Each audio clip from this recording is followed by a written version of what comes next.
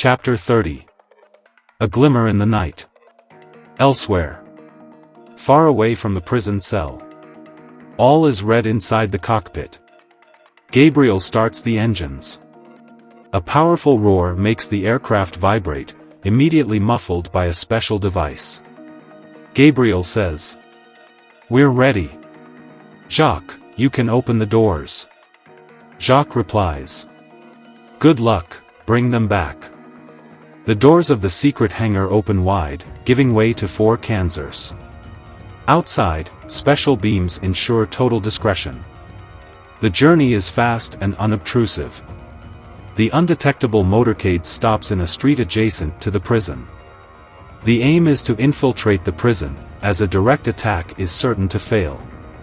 It's going to take some cunning to succeed. The 15 men of the commando squad emerge from their vehicle, wearing camouflage togas that make them completely invisible. The members of the squad now communicate with each other by coded telepathy. They rise 3 meters above the ground and head for the massive prison grounds. Anti-intrusion systems installed at the top of the thick, dark walls, some 20 meters up, prevent any attempt at invasion from above. Gabriel knows how to get around the obstacle, and a phrase of Jacques comes to mind. Matter can break, bend, modify itself if the atom is complacent.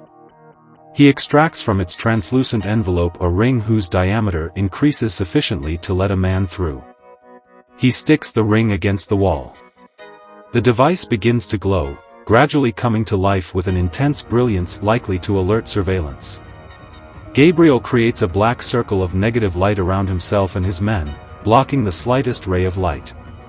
Silence is total.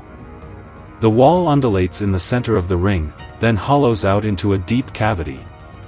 This principle, called density modification, by Jacques, is based on the concentration of molecules in a specific order, minimizing intraatomic space.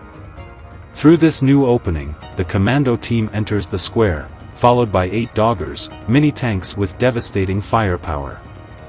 All are now gathered in front of the building's main entrance. The door and walls are at least 4 meters thick. No need to linger. The technique used on the outer wall is not applicable here, as probes implanted in the structure constantly measure the wall. Any alteration would be detected. The only solution is to enter the reception area. A glass-enclosed room just above the wide door. The group rises more than 4 meters and comes to a halt. Gabriel directs a beam to a precise point beneath the glass roof.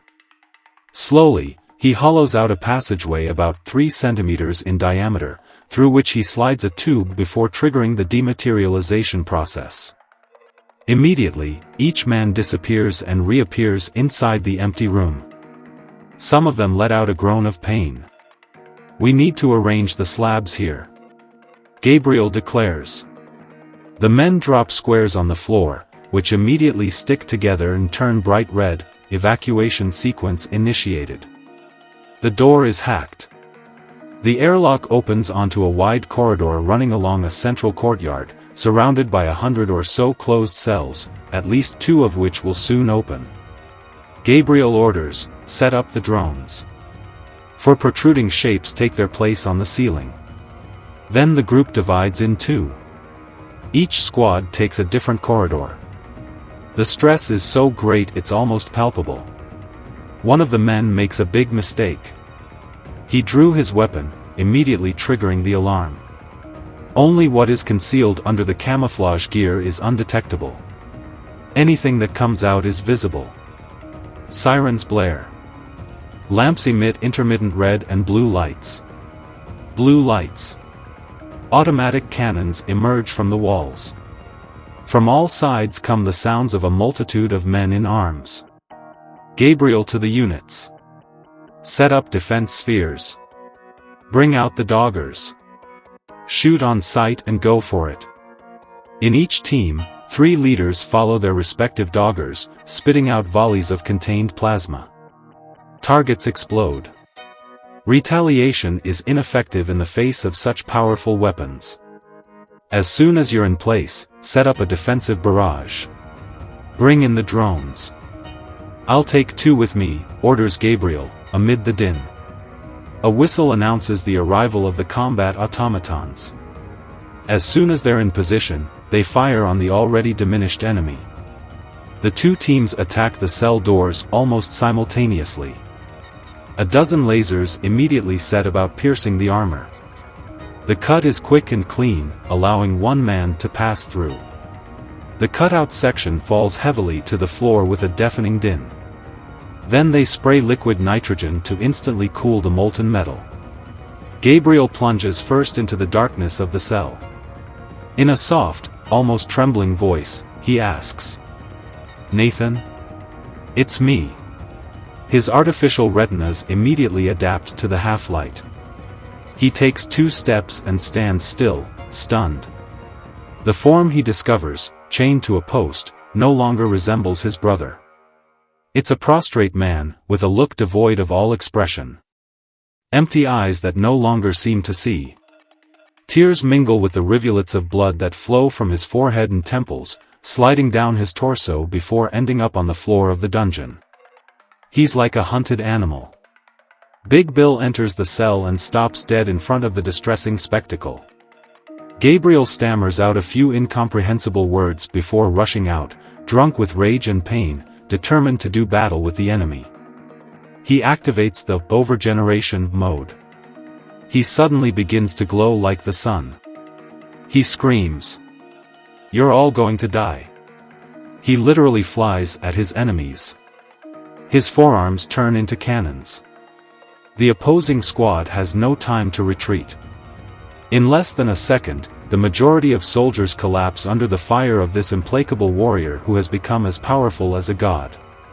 Jacques has given him functions of unparalleled power.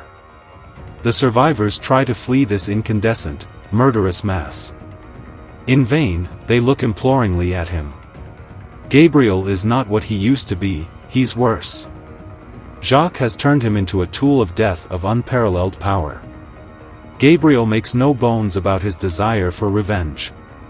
The image of his brother's bloodied body, his empty, desperate gaze, imposes itself relentlessly on his revolted mind. At last, he hears Jacques' voice urging him to leave.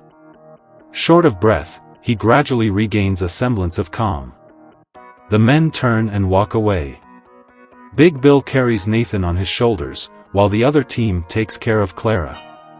The squad reassembles in the room through which they broke in. One of the calandra slabs teleports them back to their vehicles.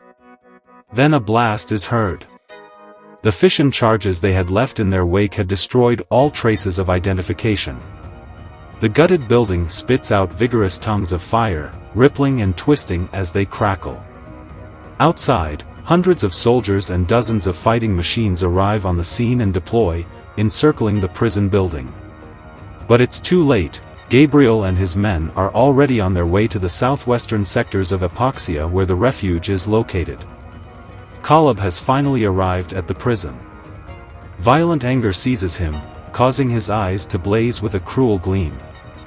His mouth contorted with fury, he vows to find them.